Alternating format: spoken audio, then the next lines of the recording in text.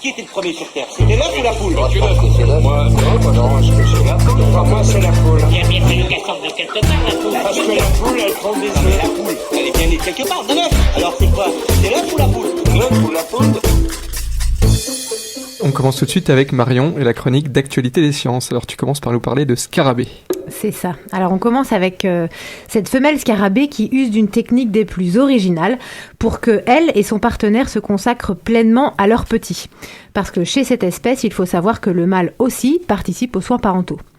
Alors elle l'a décidé, ce sont les enfants d'abord. Et comme l'explique la co-auteure de l'étude Sandra Steiger à l'AFP, c'est assez logique. Pourquoi prendre du temps et de l'énergie à s'accoupler quand on ne peut pas produire d'œufs et qu'il est important d'élever sa progéniture? On ne peut effectivement que lui donner raison. Alors, des chercheurs allemands ont montré, dans une étude parue le 22 mars dans la revue Nature, que Madame Scarabée devient temporairement stérile grâce à une hormone qu'elle produit. Chez nous, les humains, c'est le stimulus des tétés qui rend les femmes infertiles pour un temps. Chez les scarabées, c'est donc la métamorphose des œufs en larves vulnérables. Mais ce n'est pas tout, puisque l'insecte émet dans le même temps une phéromone anti-aphrodisiaque pour communiquer cette infertilité au mâle et le rendre abstinent. Avec ce tue-l'amour qu'il capte avec ses antennes, monsieur ne peut plus copuler et n'a plus qu'à se consacrer corps et âme à ses petits, lui aussi. Alors si vous vous dites qu'elle exagère un peu, rassurez-vous, puisque l'abstinence ne dure qu'un temps, limité, parce qu'une fois que les larves sont suffisamment indépendantes pour se déplacer et se nourrir, c'est-à-dire 3 jours plus tard, eh bien c'est reparti. Donc le pas ce soir chérie n'est donc pas vraiment si long. Finalement, comme l'a confié donc la même chercheuse que tout à l'heure, Sandra Steiger au New York Times, cette fois, c'est une famille très moderne. Alors, comme c'est notre grand thème de ce soir, on reste dans la sexualité et la reproduction, mais cette fois tu passes aux araignées. C'est ça, et je reviens un petit peu en arrière. Alors effectivement, on va parler des araignées Pissorina mira, pour le petit nom latin. Alors selon des chercheuses américaines, le mâle utilise le bondage. C'est une pratique qui consiste à attacher sa partenaire pendant l'acte sexuel. Oui, on connaît bien. Voilà, mais je voulais quand même préciser, au cas où. En vrai, moi je connaissais pas. Pour trouver une photo, hier j'ai tapé araignée et bondage, et ben j'aurais pas dû. Voilà, je vous laisse... Alors les résultats que je vous invite à regarder d'ailleurs sont parus dans la revue Biology Letters le 24 février. Alors n'y voyez pas là un rite sadomasochiste, mais plutôt un moyen de lutter contre le cannibalisme sexuel, une pratique qui prévaut chez de nombreuses espèces d'araignées. En fait, le mâle évite simplement de se faire dévorer une fois la copulation accomplie. Pour ça, il emballe les pattes de sa dulcinée avec de la soie et s'accouple avec elle avant de s'enfuir. Selon les scientifiques, les mâles qui suivent une telle pratique comptabilisent un plus grand nombre d'insertions de leur pédipalpe. Le pédipalpe, c'est ce qui sert à délivrer le sperme.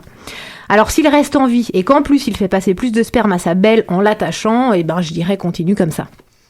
D'ailleurs, il n'est pas le seul finalement à user de subterfuges pour pouvoir rester en vie après avoir copulé. D'autres espèces d'araignées ont mis au point des stratégies de survie. Donc on peut penser au fait d'attendre que la femelle soit occupée à se nourrir et puisque son attention est prise, eh bien le mâle peut se hâter de s'accoupler.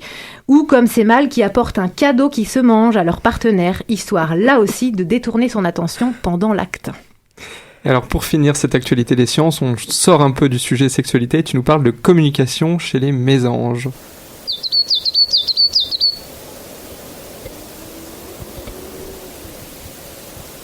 Alors merci pour ce joli petit bruit d'oiseau. Alors effectivement, on finit avec une belle découverte comme on les aime.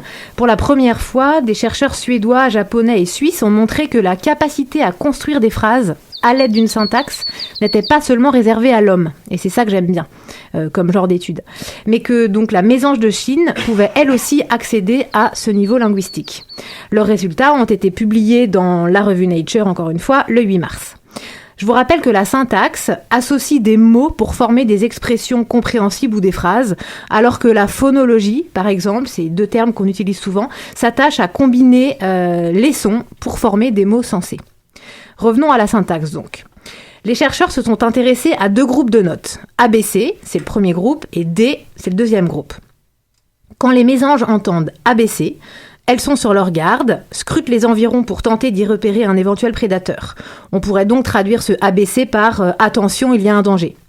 Quand les oiseaux entendent D, alors il se rapproche de celle ou celui qui l'a prononcé.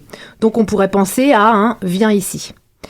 Alors, quand on fait entendre aux oiseaux ABC, D, ils regardent les alentours pour s'assurer que tout va bien et volent vers l'émetteur. Donc encore une fois, c'est un « attention, il y a un danger, viens ici », l'association des deux donc. Et là, ça devient intéressant, puisque quand les scientifiques émettent D, ABC, l'inverse donc, les oiseaux ne réagissent pas. Donc, comme si ça voulait dire qu'ils n'avaient pas compris, ou du moins que la phrase n'était pas correcte, ou qu'elle ne voulait rien dire. Voilà donc la preuve que l'ordre des notes a une grande importance. Effectivement, on comprend parfaitement quand on dit « viens dans mon bateau », mais on ne saisit pas du tout « bateau vient mon dent ». Voilà. Certes, on n'atteint pas encore la complexité du langage humain, mais ce résultat pourrait permettre de mieux comprendre la manière dont les oiseaux communiquent et se comportent. Ces mésanges ne sont d'ailleurs sûrement pas les seuls à utiliser la syntaxe et on attend de savoir qui d'autre.